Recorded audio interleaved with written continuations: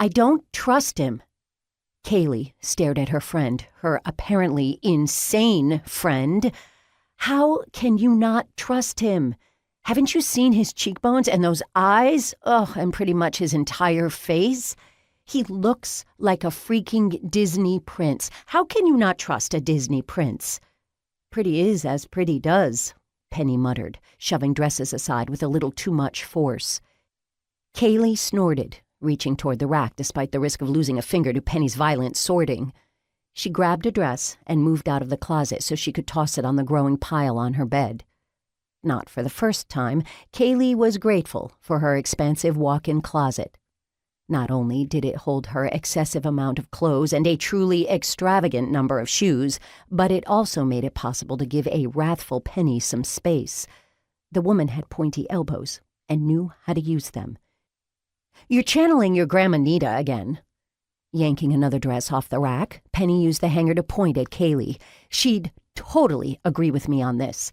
You're blinded by hormones and can't see that your prince is actually the villain, or at least the semi-villain. I deal with men like him every day. I know what I'm talking about." Crossing her arms, Kaylee leaned her shoulder against the closet doorframe.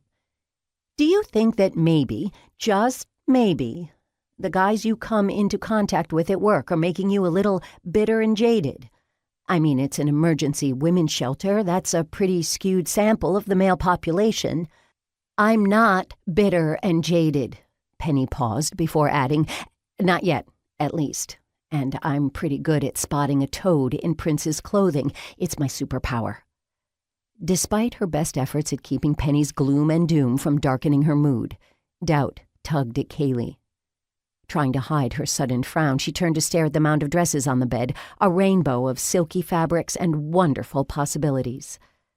The California sun streamed through the window, making the entire room glow and turning the white bedding silver around the edges. When she'd been searching for a condo 2 years ago, Kaylee's top requirement had been light. A lot of it. After spending her childhood in a cramped Midwestern basement apartment, she couldn't get enough sunlight. Her condo was everything her home growing up had not been, warm and bright and clean. She'd spent too many hours cold, poor, and helpless, and she wasn't going to go back to that. Ever. The scrape of a hanger against the rod brought her back to the present.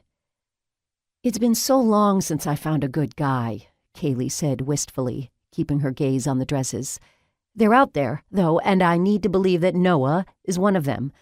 After all, he invited me to his uncle's house, and the man pretty much raised Noah. A toad wouldn't invite me home to meet his family, right? You just need to give him a chance." Risking another glance at Penny, Kaylee hid a half-smile. She knew that scowl. It meant her friend was seconds away from caving. "Please,"